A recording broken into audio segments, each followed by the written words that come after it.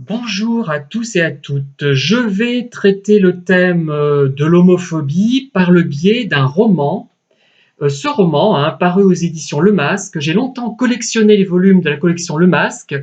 Vous savez que la série a commencé en 1927 avec le meurtre de Roger Ackroyd d'Agatha Christie, c'est le numéro 1. Il existe en jaune et en vert. Ils avaient une jaquette à l'époque. Voilà, j'ai l'édition verte, l'édition jaune, mais ça ne vaut pas grand-chose. Mais je me suis amusé à les collectionner et celui-là, c'est Le vieux monsieur au chien de Michel Guibert qui a obtenu le prix du roman d'aventure 1980. Alors, je reviens également sur un phénomène d'actualité. C'est Muriel Robin qui s'est plainte de ne pas obtenir de rôle au cinéma. Enfin, elle en a obtenu quand même pas mal en 30 ans, un tous les 2 ans, je dirais, parce qu'elle était gay, lesbienne, enfin, voilà, parce qu'elle était homosexuelle. Elle pense que c'est lié à ça, et je crois qu'elle a en grande partie raison.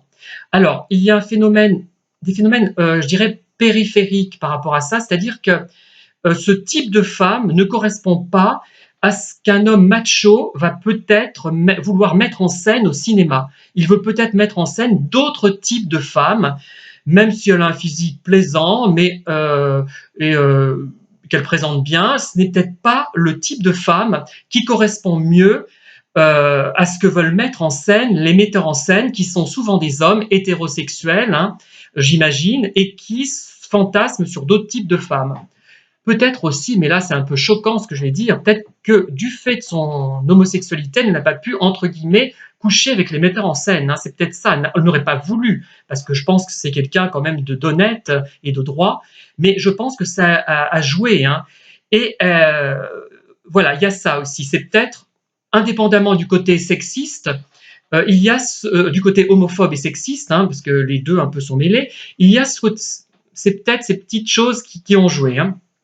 Alors maintenant, j'ai lu donc ce roman et je me suis dit, mais cet auteur, d'ailleurs, je trouve bien mignon, il fait très années 70 avec sa petite moustache là. J'ai vu une autre photo, il était pas mal du tout non plus.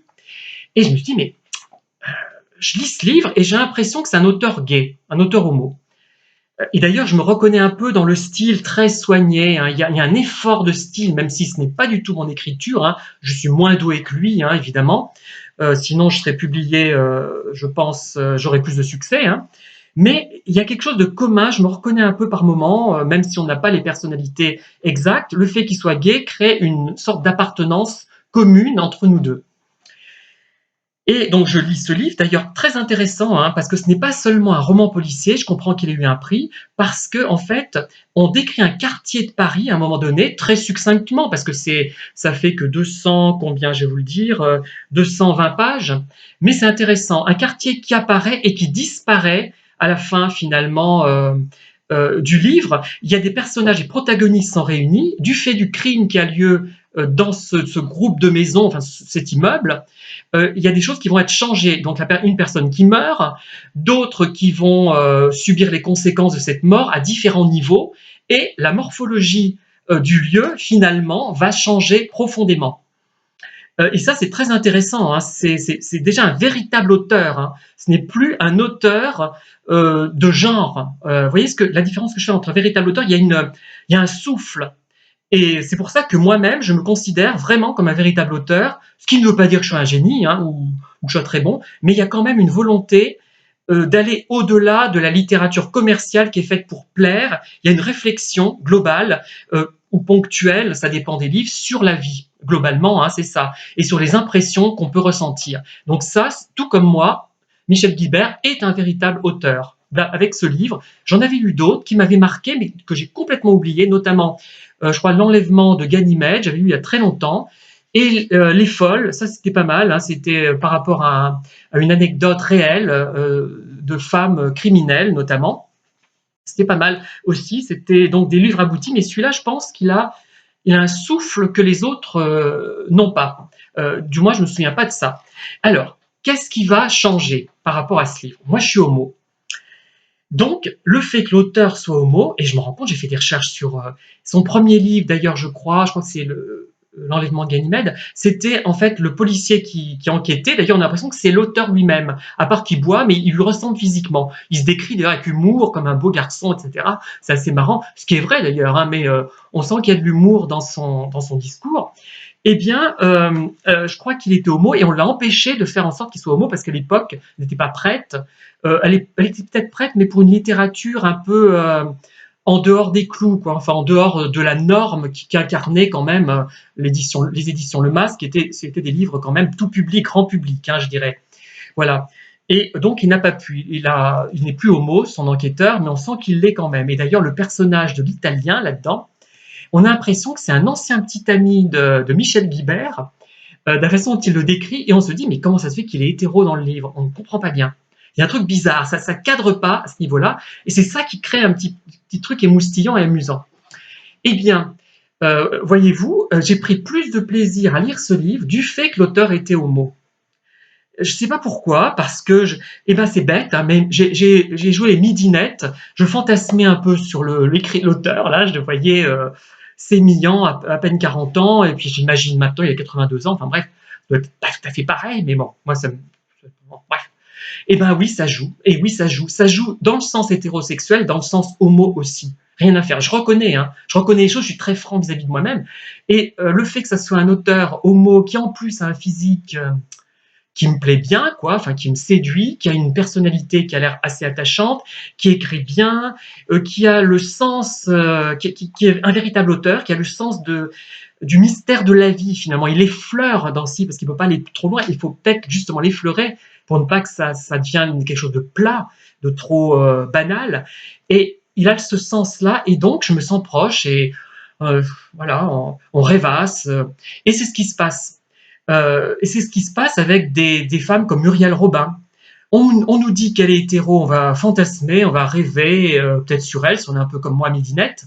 Et si on dit qu'elle est homo, oh, ben oui, ça joue, ça joue. Et on a beau dire l'auteur, comment dire, un acteur, ça joue un rôle, il y a ce côté-là. Peut-être que c'est plus excusable dans le cas d'un auteur. J'essaie de m'excuser, hein, d'être émoustillé par le joli sourire et la belle moustache de Michel Guibert dans les années 70-80. Peut-être. Hein. Bon, je suis désolé, mais c'est comme ça. Moi, je suis. Bon, bref. Voilà. Mais ça joue quand même, rien à faire. Bon, après, ce n'est pas correct. En tout cas, je trouve qu'il faut saluer la démarche de Muriel Robin, même si elle a raison, je dirais à 80%, peut-être pas à 100%, il y a d'autres paramètres qui entrent en ligne de compte. Ceux que j'ai notés d'ailleurs hein, en début de vidéo, il y a effectivement un rejet, mais qui est de l'homophobie sans en être. C'est-à-dire que c'est inconscient. Il faut peut-être que le réalisateur fantasme sur son actrice, je ne sais pas, je suis pas hétéro, ou que le metteur en scène homo fantasme sur son acteur, même s'il ne fait rien de concret, on va dire, ça joue énormément, ce qui fait que quand on est homo, quand on est acteur, quand on est écrivain, on attire forcément moins de gens. D'ailleurs, bon, alors, ne me dites pas que je manque de modestie, c'est la stricte réalité que j'ai observée. Je ne vais pas dire comment je l'ai observée, parce que ça m'obligerait à dévoiler des choses que je ne veux pas dévoiler, des contextes. Hein. Donc, au moins à 2 reprises, j'ai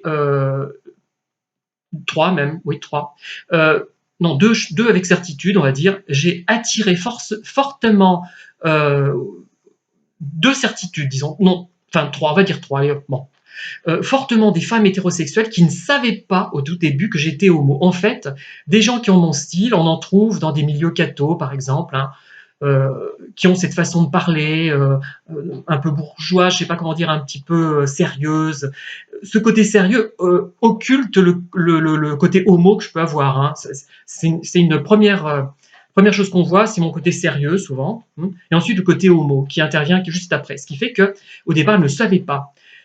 Et que je les attirais très fortement, je l'ai ressenti, si vous voulez, et j'en ai eu la preuve par Rago, après, interposé, et des personnes qui avaient été déçues d'apprendre que j'étais homo, en fait. Hein. Je résume, hein. Voilà. Très déçues, au moins 2, voire 3. Et dont une, je pense, m'en a voulu pendant longtemps, hein, qui ne le savait pas, je ne l'avais pas dit, tellement moi, ça me semblait évident. Et à l'époque, on ne le disait pas beaucoup. Et donc, ce qui fait qu'elles ont cessé de s'intéresser à moi quand elles ont su que j'étais homo, avec certitude, hein. Je sais que ça paraît étrange, mais bon, c'est comme ça.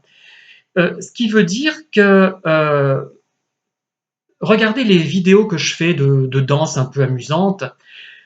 J'ai pas énormément de vues, bon, je suis assez content quand même de les faire, je m'en fous un peu. Mais les gens savent que je suis homo. Vous écrivez hétérosexuel, vous multipliez ce chiffre par 3 ou par 4. Pareil pour les livres. Homo, j'en vends un, hétéro, j'en vends 4 ou 5. Parce que les gens vont fantasmer sur moi. Des femmes entre 40, je dirais, 45 et 80 ans vont fantasmer sur moi dans les livres et dans les vidéos. Elles vont me regarder, pas pour mon discours forcément, mais parce que elles auront elles imagineront des choses, même si évidemment rien ne se concrétisera, c'est évident. Et homo, il y en a moins. Il y en a moins qui vont s'y intéresser. Et il y a encore un blocage par rapport à beaucoup d'homos, ils ne vont pas se manifester forcément, hein. Et voilà. Et il y a vraiment ce phénomène, hein, quand on est homo, on a beaucoup, beaucoup plus de difficultés à émerger à quelque niveau que ce soit. C'est très difficile. Un auteur homo à succès aura 4 à 5 fois moins de ventes, je pense. Je ne sais pas, c'est un chiffre que j'avance comme ça au hasard, mais beaucoup moins de ventes qu'un auteur hétéro. Parce que les gens ont besoin de s'identifier, sont très égocentriques au personnage, parce qu'ils s'imaginent qu'un homo va parler que d'homo. Non, j'ai mis en scène, moi, des personnages hétéros, hein, aussi. Et parce qu'ils ne vont pas fantasmer sur lui.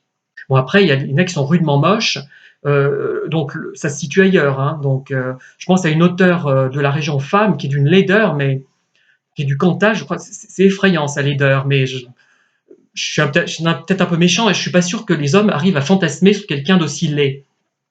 Mais bon, voilà. Voilà en gros, mais ce sont pas des vérités, mais ce sont des pistes. Et vraiment, je termine sur Muriel Robin, et sur ce livre aussi, je le remontre, hein, de nouveau, hein, voilà, ce Michel Guibert, si souriant, si moustachu, si mignon.